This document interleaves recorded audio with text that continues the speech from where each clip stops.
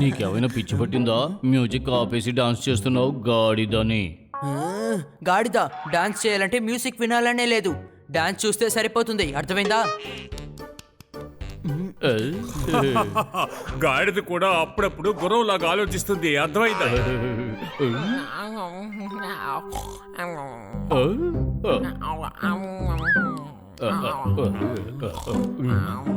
ఈ బన్నీ ఎందుకు మొసల్లాగా పడి ఉన్నాడు? ఇదేమైనా నిద్రపోయే టైమా? దాన్ని నేను లేపుతాను.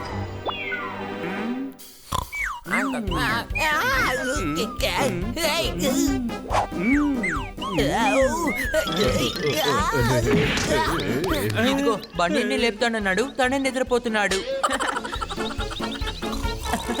తనేమీ నిద్రపోవడం లేదు, చెంపదెబ్బ తిని స్పృహ తప్పి పడిపోయాడు.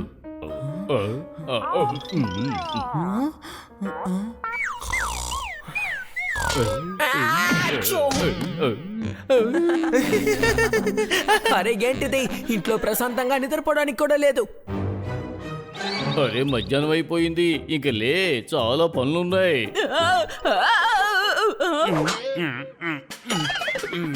నీకేమైనా బుద్ధుందా? ఫ్రెండ్ ఎవరైనా ఇలా ఇంత గట్టి కొడతారా? నేను చేసిన తప్పైతే నువ్వు నా చెవులో నీ రెక్కలు పెట్టింది తప్పు కదా. అయితే నువ్వు లేచే ఉన్నావా? కావాలనే ఇంత గట్టిగా కొట్టావా? నువ్వు ఒంటి మీద తెలుగుతానే కొట్టావా? అయితే నేను ఇప్పుడు ఏం చేస్తానో చూడు, నేను వదిలిపెట్టా.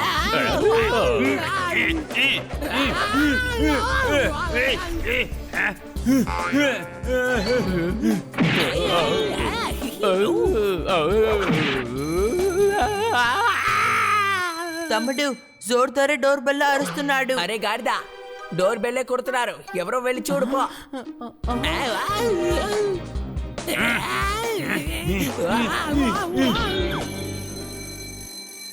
తెరుస్తున్నాను. అరే డోర్ బెల్, నువ్వేమి గుడి గంట కాదు, మోగుతూనే ఉండడానికి.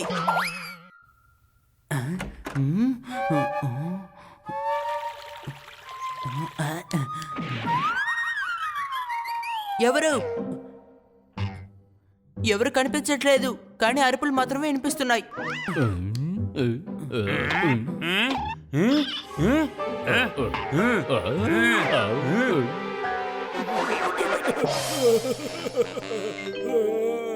నువ్వేం చేస్తున్నావు హనీ?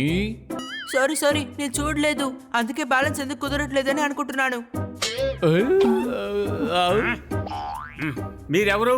ఇక్కడ ఏం చేస్తున్నారు? నా బంగారు, నువ్వు ఎక్కడున్నావురా? ఎంత వెతికానో తెలుసా నిన్ను? మీరు ఎవరు? మేము పోపటికి తల్లిదండ్రులం. అవునులే, చూడ్డానికి అంతే ఉన్నారు. అరే గాడిద, చిలకలన్నీ ఒకేలా ఉంటాయి. మీరెవరో నాకు అసలు తెలియనే తెలీదు. అరే మమ్మల్ని తెలీదని చెప్తావా? చిన్నప్పుడు మా మీద అలిగి నువ్వు ఇల్లు వదిలి వెళ్ళిపోయావు. ఇప్పుడు మమ్మల్ని తెలీదంటున్నావు. ఎందుకు?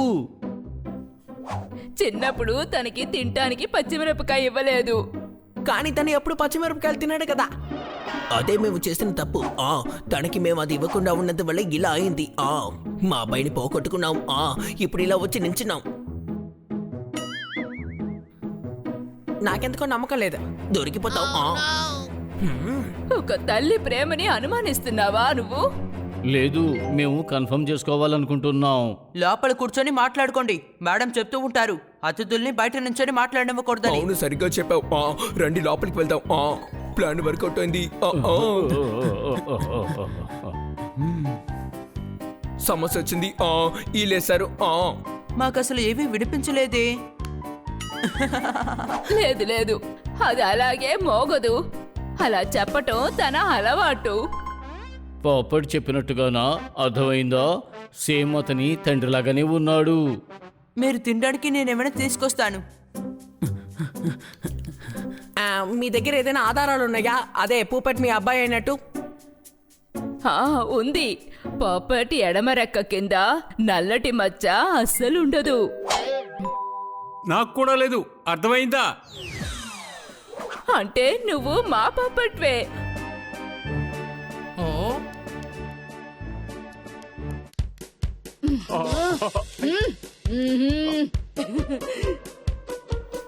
సమస్య వచ్చింది చీటీ వేశారు ఇలా చూడు, ఎప్పుడైతే ఈ పచ్చిమిరపకాయ తినొద్దు అని చెప్పిన తర్వాత పప్పట్ ఇంట్లో నుంచి వెళ్ళిపోయాడో అప్పుడే ఈ పచ్చిమిరపకాయ తింటూ మానేశాం.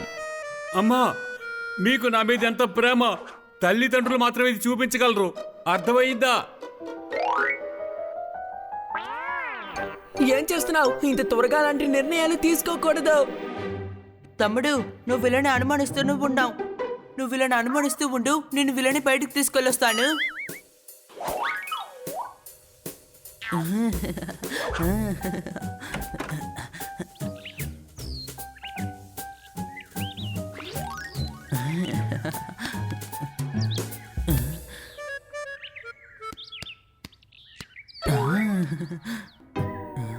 వీళ్ళు ఎవరు హనీ?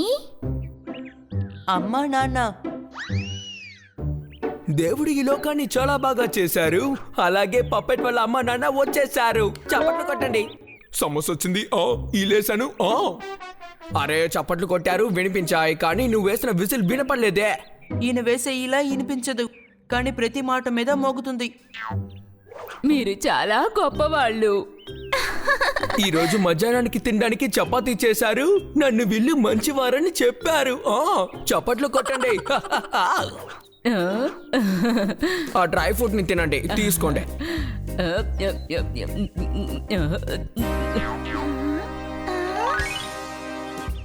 చూసారా, అంతా తినేశారు. సమస్య వచ్చింది ఈలేశారు. పెట్టింది తినడం నేరమా? అవి కిటీ కోసం. సారీ మా. ఏం పర్వాలేదు, మీరు మా గెస్టే కదా. సూర్యుడు వచ్చి సాయంకాలానికల్లా ఇంటికి వెళ్ళిపోతాడు. పప్పెట్ వాళ్ళ అమ్మా నాన్న వచ్చి పెట్టింది మొత్తం తిని వెళ్ళిపోయారు. తప్పట్లు కొట్టండి.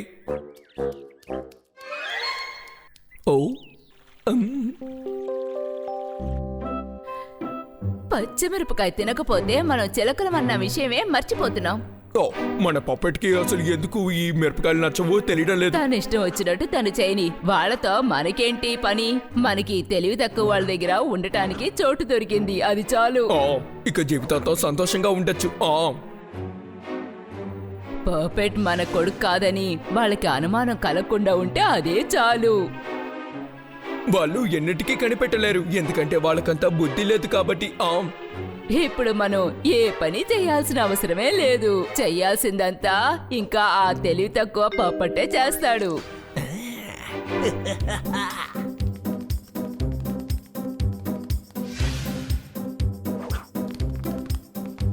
అలాగా, నేను వెళ్ళిపోయిన బాధలో మీరు మిరపకాయ తినడం మానేశారా? అవును బాబు.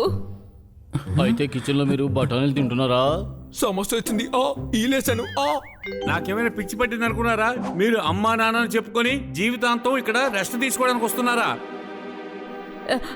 లేదు బాబు, ఈ అబద్ధం నీకు ఎవరు చెప్పారో చెప్పు.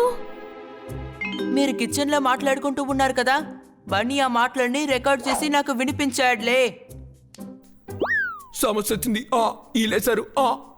ఇప్పుడు తప్పు మాత్రమే జరిగింది, ఇకపై ఈల మోగుతుంది, అర్థమైందా? ఆ ఎమోషన్ తో మీరు ఆడుకుంటున్నారా?